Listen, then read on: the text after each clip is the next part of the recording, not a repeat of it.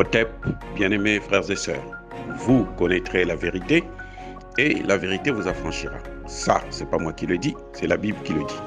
Mais moi, je vous dis mieux. Vous connaîtrez la vérité historique, notamment celle de vos ancêtres kémites, et vous aurez une vision globale de ce que c'est que la vraie souveraineté politique. J'ajoute, vous reviendrez à la spiritualité africaine ancestrale et vous comprendrez les enjeux de l'indépendance économique. Et pour terminer, vous accepterez votre identité culturelle kémite et vous obtiendrez deux choses. La première, c'est la paix. La seconde, c'est le développement, à une condition. L'unité de toute l'Afrique noire, l'unité de tous les Noirs du monde entier.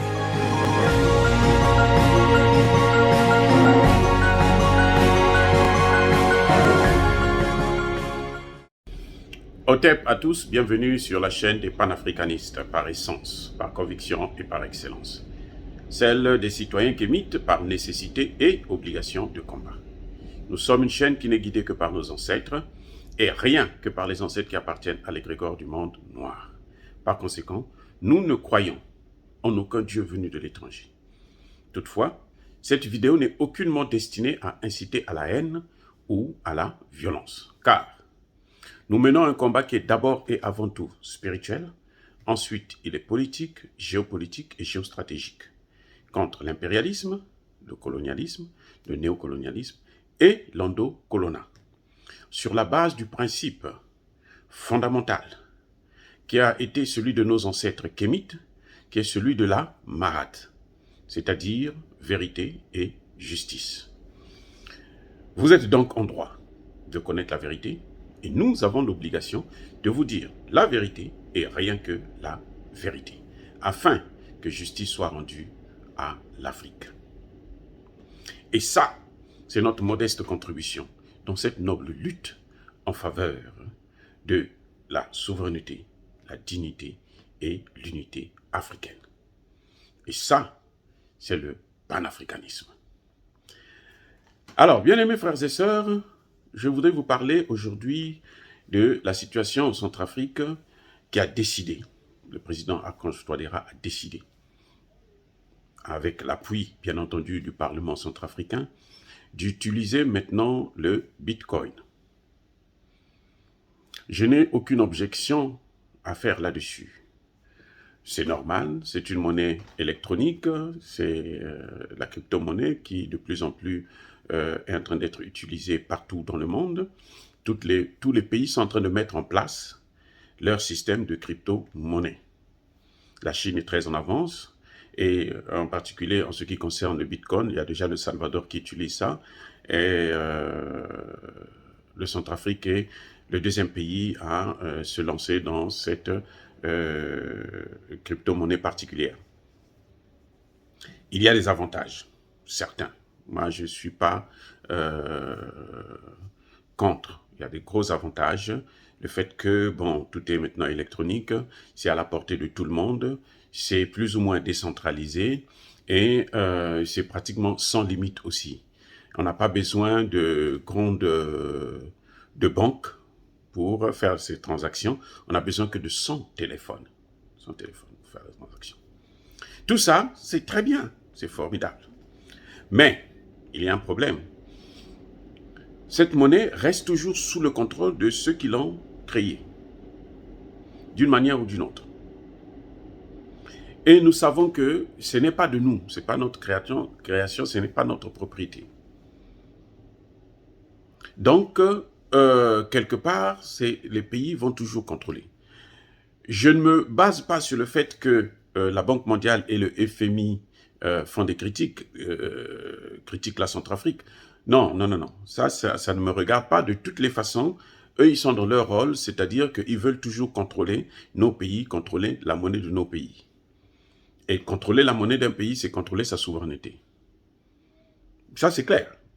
Vous contrôlez parce que il y a les trois piliers de la souveraineté, c'est ça. C'est d'abord la monnaie, la sécurité, et puis les autres richesses, plus ou moins la politique. Donc, on ne peut pas se jeter complètement à l'eau dans un domaine comme celui-là. Moi, je pense personnellement que c'est une fuite en avant pour le président Archange Touadéra. Il a peur de prendre la décision finale.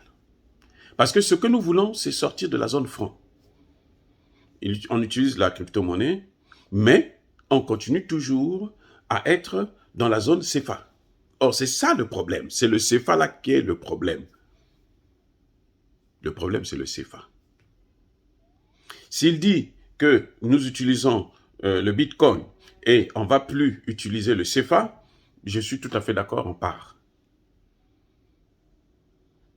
Mais s'il dit qu'on utilise le Bitcoin, mais le CFA reste toujours notre monnaie de référence, on est toujours inscrit à la Banque centrale des États d'Afrique centrale, ben, c'est comme si on était en train de patauger dans le yaourt. C'est vrai que ça bouscule un peu, ça bouscule, hein, la France, puisque c'est quand même son précaré, c'est elle qui contrôlait tout, la monnaie et tout, et puis bon, on donnait 65% de nos réserves. 65%, au moins. Il disait, on a dit que c'est 50%, 50%. Non, c'est pas 50%, parce que nous devons payer les taxes du fait que la monnaie n'est pas fabriquée par nous. Nous devons payer les frais de transport, les frais de fabrication. Donc, on va à plus de 65%. C'est entre 65 et 75% que nous déposons à la Banque de France. Donc, pour eux, c'est un manque à gagner énorme. Avec la crypto-monnaie, ça va baisser puisque ce serait moins d'argent que nous pourrons déposer à la Banque de France. Moins de devises que nous allons déposer à la Banque de France. Mais vous savez, l'un des avantages du Bitcoin, c'est que vous pouvez échanger ça dans n'importe quelle monnaie. Ça, c'est très bien. Mais je dis encore qu'il restera quelque part sous le contrôle des Occidentaux, ceux qui l'ont fabriqué. Et ces Occidentaux, quand il s'agit de faire du mal à quelqu'un, à un pays africain, ils s'unissent. Alors, ça dit que c'est sans aucun complexe, sans hésitation, ils s'unissent pour frapper. Donc, ils vont encore s'organiser pour nous avoir. Et c'est mieux pour nous. Ma solution à moi, c'est que le président doit prendre ses responsabilités pour sortir de la zone franc, créer sa propre monnaie, et en même temps, à côté de cette monnaie, il y a la crypto-monnaie. Donc, il faut qu'on ait les deux à la fois. On a notre monnaie à nous-mêmes. La Centrafrique a sa monnaie à elle, qu'on va appeler je ne sais pas quoi, hein, on donne un nom africain. Et on utilise aussi la crypto-monnaie. Et puis, il faut savoir que le Bitcoin, cette crypto-monnaie-là, il faut avoir l'électricité, l'Internet. Bon, l'Internet, c'est pas trop grave puisqu'on peut utiliser le téléphone.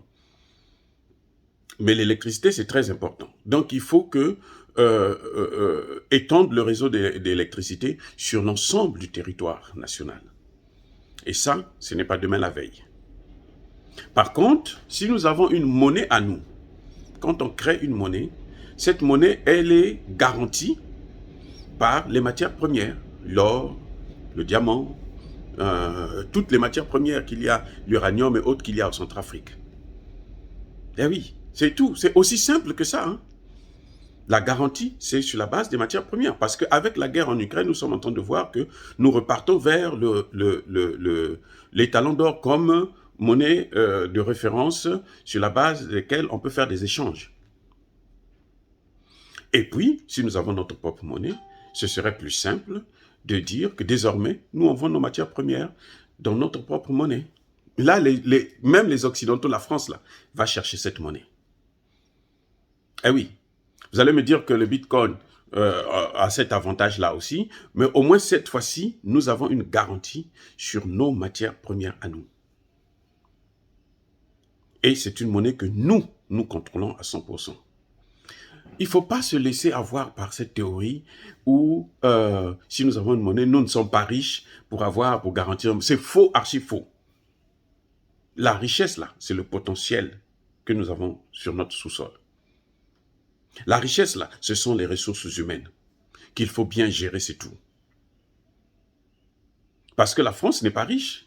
Puisque si on enlève, on cherche à regarder où est-ce qu'elle trouve l'or, eh ben on va savoir que ça vient d'Afrique, essentiellement.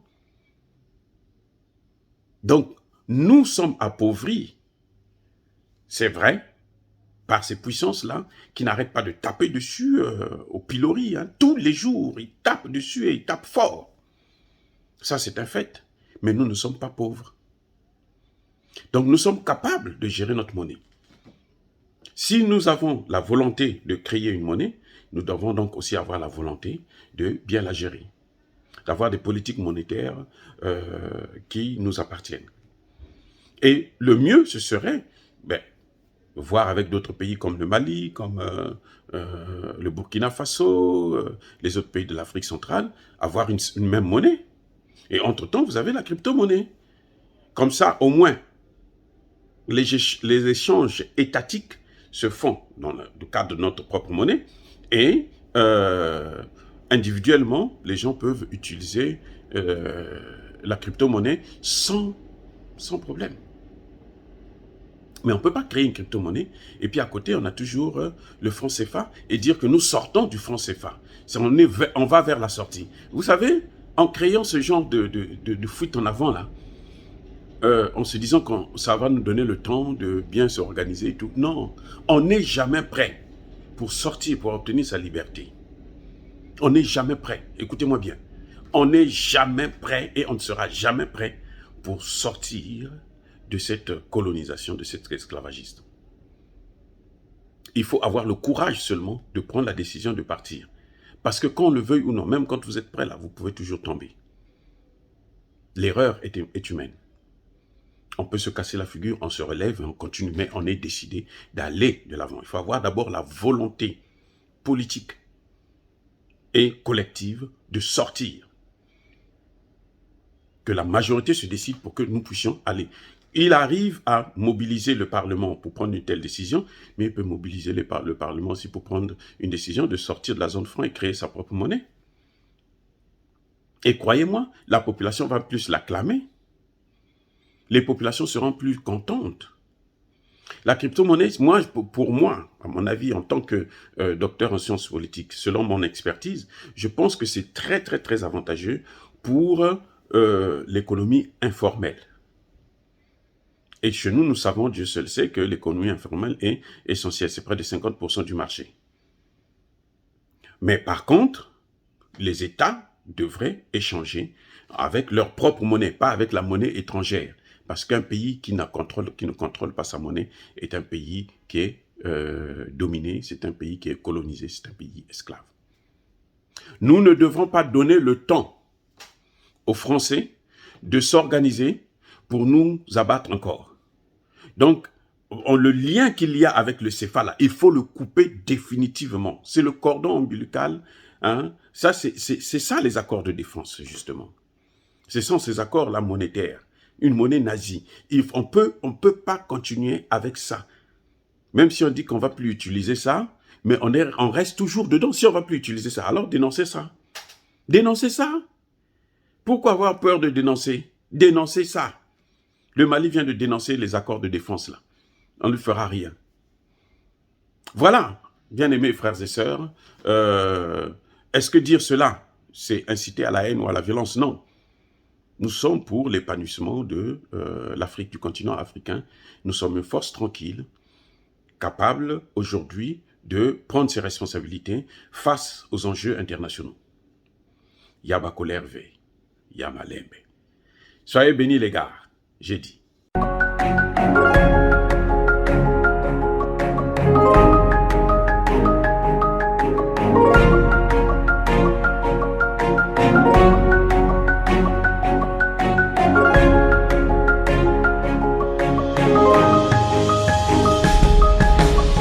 Eux, ils marchent par la foi et non par la vue. Mais moi, je vous conseille vivement de marcher par la connaissance scientifique et historique, notamment celle de nos ancêtres kémites, par les 5 sens et par l'intelligence. Otep, vive l'Afrique éternelle et que Dieu vous bénisse. Abou Apia.